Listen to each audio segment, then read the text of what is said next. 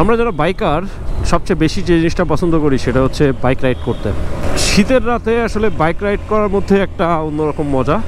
রাত বাজে এখন 11টা, রাস্তা পুরোটাই খালি হয়ে গেছে, মানুষজন রাস্তায় একদম নেই বললেই চলে। তারপরও রাতের বেলা আমি বেশি রাইড করতে পছন্দ করি, কারণ রাতের বেলা রাইড করার মধ্যে একটা অন্যরকম মজা আছে।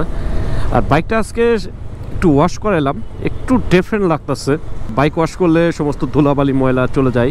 আর আমার কাছে মনে হয় যে একটা বাইক ওয়াশ বা একটা প্রিমিয়াম বাইক ওয়াশ একটা বাইকের পুরা অর্ধেক সার্ভিসিং। সো আপনি যদি নিয়মিত বাইক ওয়াশ করেন, নিয়মিত মানে কিন্তু প্রতি সপ্তাহে ওয়াশ না, মূলত বাইক যত নোংরাই হোক না কেন একবার ওয়াশ করবেন।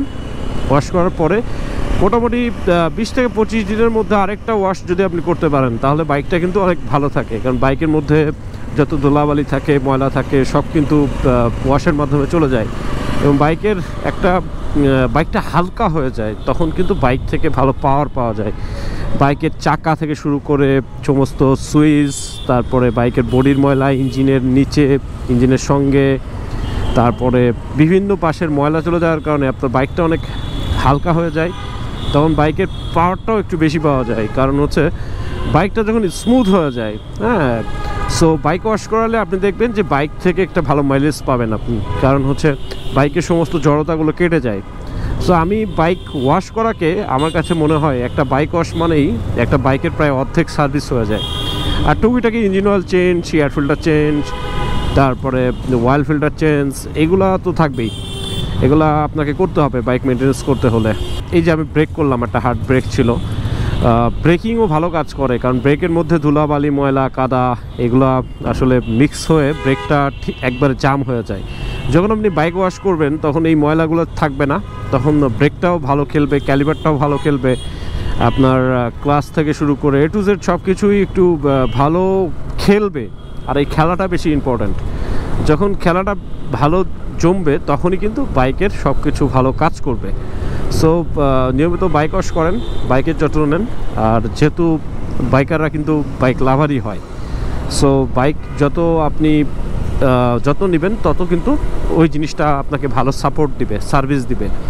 আর বাইক যারা নিয়মিত ওয়াশ করেন না, চেন যারা নিয়মিত ওয়াশ করেন না, চেনের মধ্যে ধুলা বালি ময়লা জন্মায়, আপনার চেনটা কিন্তু মানে একেবারে স্মুথ থাকে না। যখন ওয়াশ করবেন তখন চেনটা পরিষ্কার হয়ে যাবে, এরপরে চেনে আপনি লুপ করতে পারেন। আমি যেটা ব্যবহার করছি নারকেল তেল, যারা নারকেল তেল ব্যবহার করেন নারকেল তেল, যারা লুপ ব্যবহার করেন চেন লুপ, হ্যাঁ, এগুলো ব্যবহার করলে তখন দেখবেন যে আপনার বাইক থেকে ভালো পারফরমেন্স পাবেন। এই যে লেডি বাইকার, স্কুটি চালক, এখন কিন্তু ঢাকা শহরে এই লেডি বাইকার বা স্কুটি চালকের সংখ্যা অনেক বেড়ে গেছে, যেটা কিন্তু লাস্ট 2-3 বছর আগেও এত সংখ্যাগরিষ্ঠ ছিল না। এখন কিন্তু প্রচুর মানে স্কুটি চালক, লেডি বাইকার বা আমরা যাই বলি না কেন, এগুলোর সংখ্যা দিনের পর দিন অনেক বেশি বাড়তেছে। মানে বাইকিং কিন্তু আসলে বাইক চালানোটা শুধুমাত্র শখের বিষয় না, আবার হচ্ছে এটা কিন্তু আমরা প্রয়োজনে ব্যবহার করি।